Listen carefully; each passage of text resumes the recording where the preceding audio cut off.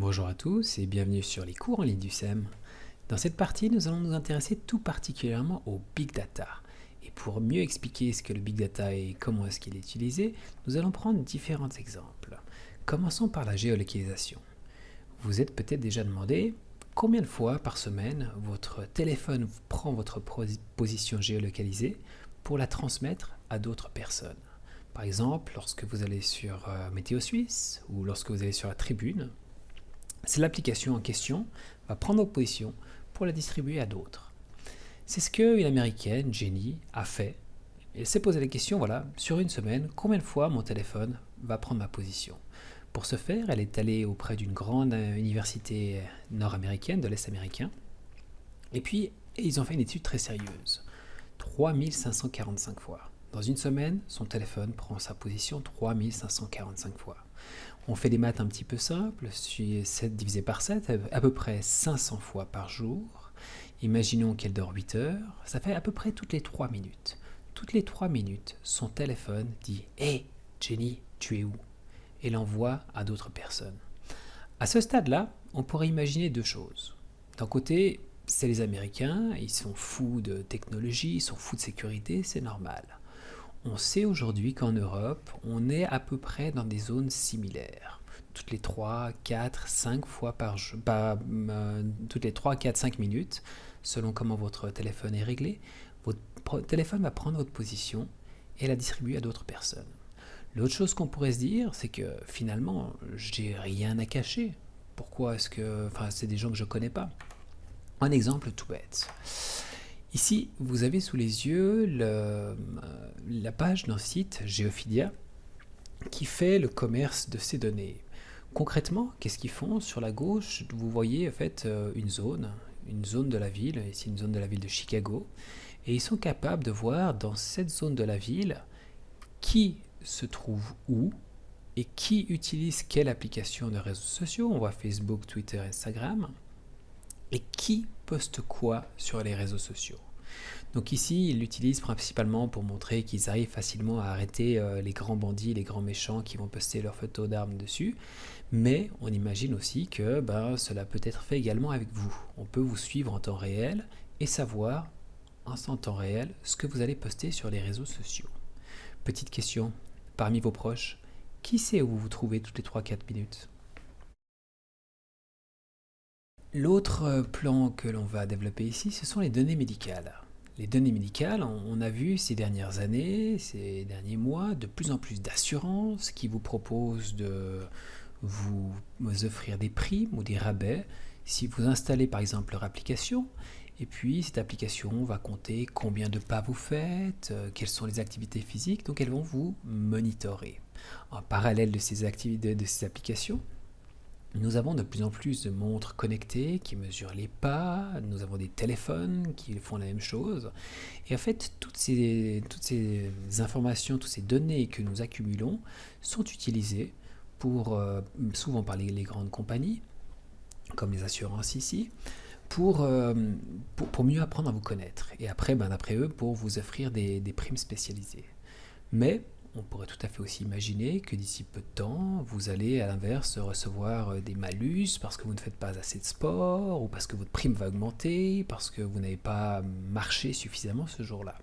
Les cookies. Alors bien entendu ici, il ne s'agit pas des cookies que vous mangez à 4 heures, mais plutôt de ces témoins de connexion qui existent, donc les cookies numériques, qui existent et qui sont principalement utilisés par les navigateurs Internet et les sites Internet que vous visitez.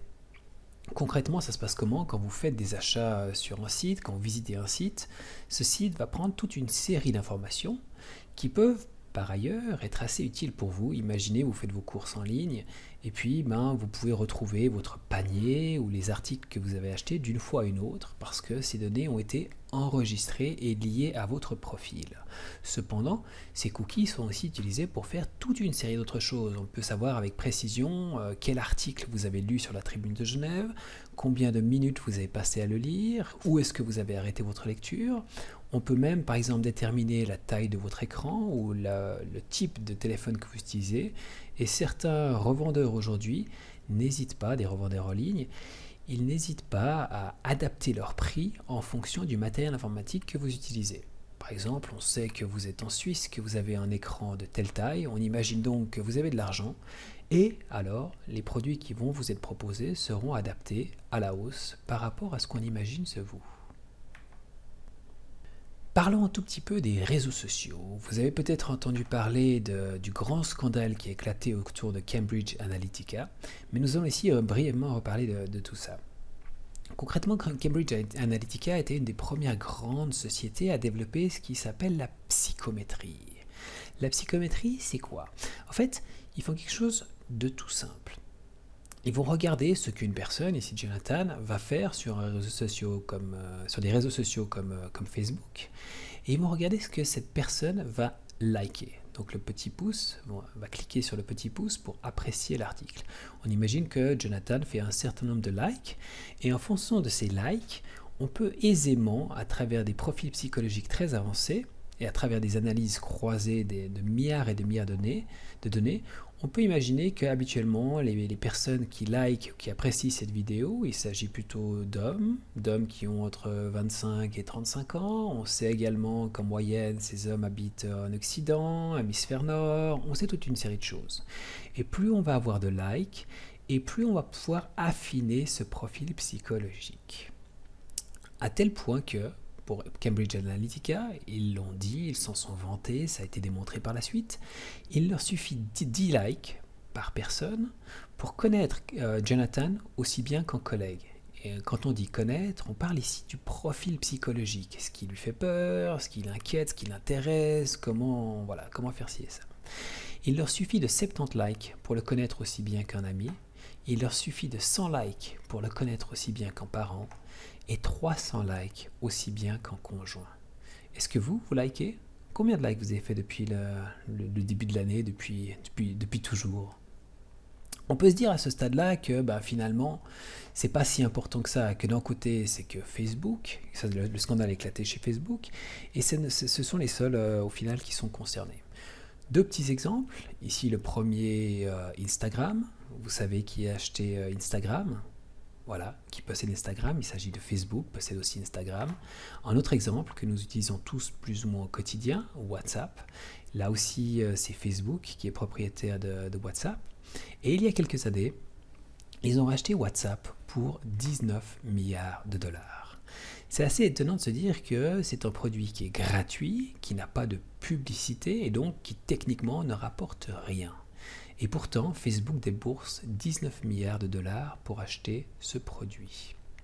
On comprend aisément que les 19 milliards ont été un très bon investissement, puisqu'aujourd'hui, le marché de ces données représente plus de 1000 milliards de dollars par année.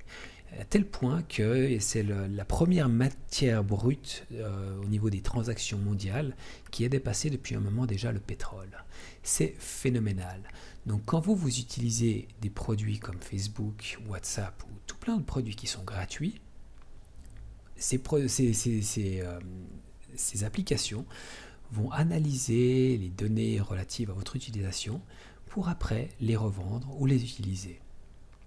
On comprend aussi que c'est un marché qui est très lucratif. Et puis, comme on dit souvent, si c'est gratuit, c'est que c'est vous le produit. On peut se dire ici, finalement, ça m'importe peu, parce que je profite de ces produits qui sont gratuits, et tant mieux, je ne vois pas où est le problème. Deux petits exemples, Brexit et Trump. On sait aujourd'hui que cette boîte de marketing, Cambridge Analytica, a été engagée à la fois par Trump et à la fois dans la campagne du Brexit pour leur campagne. Comment est-ce qu'ils font? À force de savoir que vous, par exemple, vous avez peur des araignées, ce qui peut se voir sur votre profil psychologique, on peut ensuite facilement vous envoyer du contenu personnalisé à travers les réseaux sociaux, par exemple, qui dit tout simplement que Hillary Clinton, c'est une personne qui adore les araignées, alors que Trump va écraser toutes les araignées d'un pied facile. On arrive très facilement à vous manipuler. Une fois qu'on arrive à lire dans votre profil psychologique, on sait alors comment vous parler. On termine cette partie par une petite vidéo qui illustre dans une certaine mesure ces différents éléments.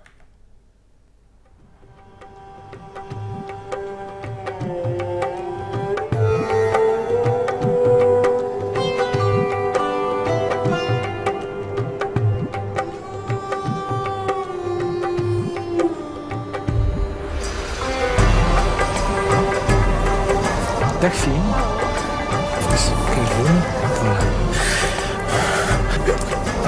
Ik zie een school tegen Antwerpen. Ja, Insecten. alsjeblieft. Ik voel 2 insecten op je rug. Kan dat? Ja, vlinders. Slovenie? Ouais. Een moto.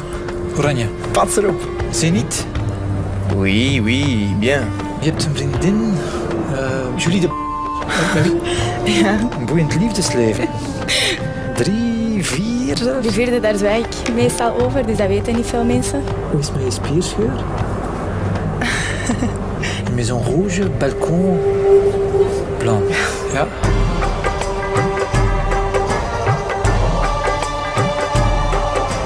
Ik zie geld, ik zie transacties. Maar kent je rekeningnummer van buiten?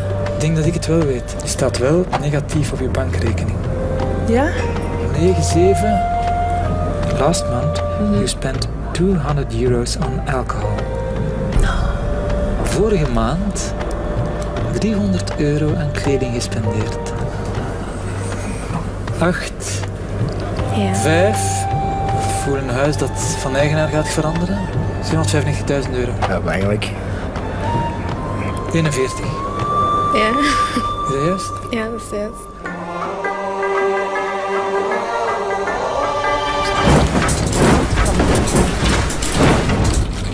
Oh my god. Oh nee. Ah, dat is, ik weet niet hoe eng.